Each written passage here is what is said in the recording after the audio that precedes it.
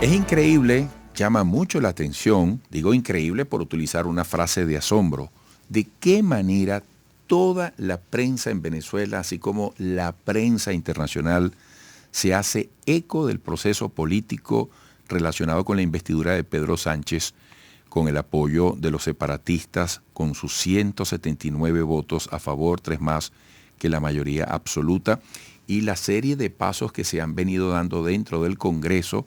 Hoy, por cierto, es un día muy importante ante el rey Felipe VI en el Palacio de la Zarzuela, una vez que sea publicado el Real Decreto con su nombramiento en el Boletín Oficial del Estado.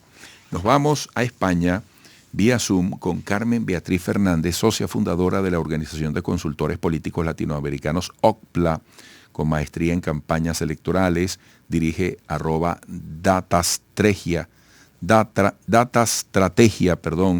y coordina el portal político iberoamericano elecciones.net.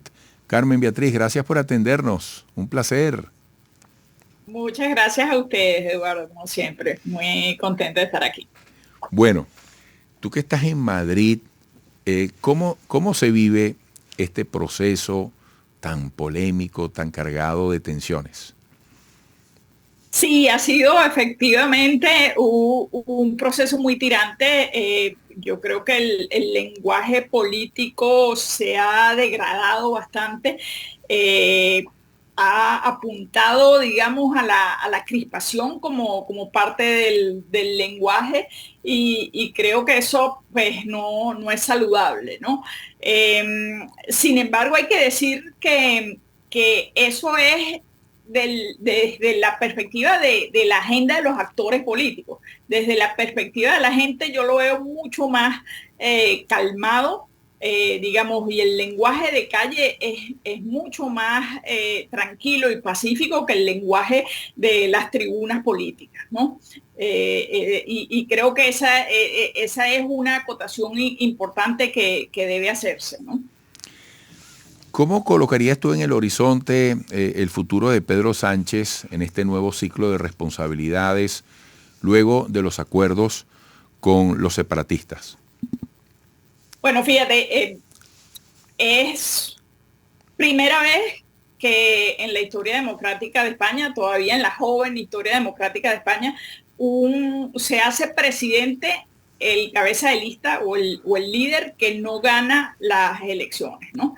Es decir, eso no le quita legitimidad al proceso que ha hecho Pedro Sánchez, pero sí marca, digamos, un punto de inflexión. Y yo creo que hay que entender lo que es el proceso de una democracia parlamentaria, que no es lo mismo que una democracia presidencialista, ¿no? O sea, el cabeza de lista o el PP, visto en términos de partidos, el PP gana las elecciones y gana las elecciones entre comillas, porque tiene unos 300.000 votos populares más que el PSOE. Sin embargo, el PP no pudo armar gobierno porque no pudo hacer las alianzas correspondientes y el PSOE, con el liderazgo de Pedro Sánchez, sí pudo hacerlo. Entonces, pero eso es la primera vez que pasa. Siempre había coincidido que la lista más votada fuera la que armase gobierno, ¿no? Entonces, eso ha hecho pues que se dé este proceso tan tirante, tan particular, tan sui generis, y que donde Pedro Sánchez ha hecho lo que venía llamándose el gobierno Frankenstein, ¿no?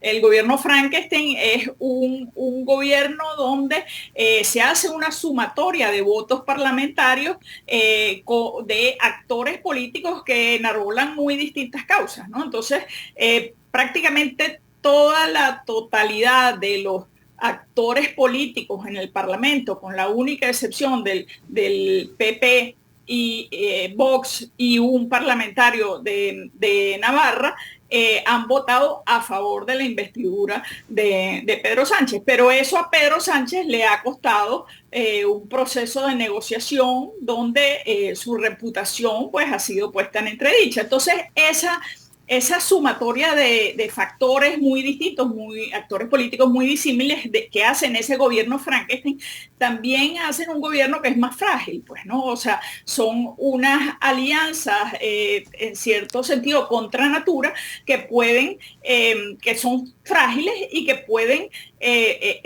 desarmarse en cualquier momento, ¿no? A la primera confrontación o al primer desencuentro, 5 diputados o una fuerza parlamentaria mínima como amenazó Podemos en estos días. Por ejemplo, Podemos se acaba de separar de Sumar como fuerza parlamentaria y Podemos tiene 5 diputados. Si Podemos en algún momento le quita el apoyo para un factor fundamental de la gobernanza, como puede ser aprobar un presupuesto, en ese momento pues la sumatoria, esa mayoría espuria, esa mayoría coyuntural que tiene Pedro Sánchez, pues se pierde y estaría forzado a llamar nuevamente elecciones. Es decir, es un gobierno mucho más frágil que otros gobiernos que se han establecido en la democracia española. Bueno, Carmen Beatriz, qué buen análisis porque tiene mucho de pedagogía, de retoma de datos históricos recientes para poner en perspectiva lo que luce, como tú lo has dicho, un gobierno que tendrá un contexto de inestabilidad, de fragilidad, de vulnerabilidad. Bueno, vamos a decirlo así, vienen tiempos muy interesantes para la política española, ojalá que inclinándose hacia lo que más convenga a todos los españoles. Como en la maldición china, ¿no? Ojalá vidas tiempos interesantes, pero ojalá, yo creo que lo peor que hemos visto en estos días es ese deterioro del lenguaje de la discusión, ¿no? Del deterioro de las reglas no escritas de la democracia que implican la tolerancia mutua y la aceptación mutua y respetuosa entre tus diferencias, ¿no? Qué interesante eso que acabas de decir. Bueno, como todo tu análisis, Carmen, agradecido además por tu bonita energía, siempre tan dispuesta, siempre con una sonrisa, te agradecemos mucho. Hasta pronto. Muchas gracias, Eduardo, encantada. Carmen Beatriz Fernández, socia fundadora de la Organización de Consultores Políticos Latinoamericanos OCPLA, maestría en campañas electorales, dirige Datastrategia y coordina el portal político iberoamericano elecciones.net, e-lecciones.net. Regresaremos para hablar de nuestra vino tinto.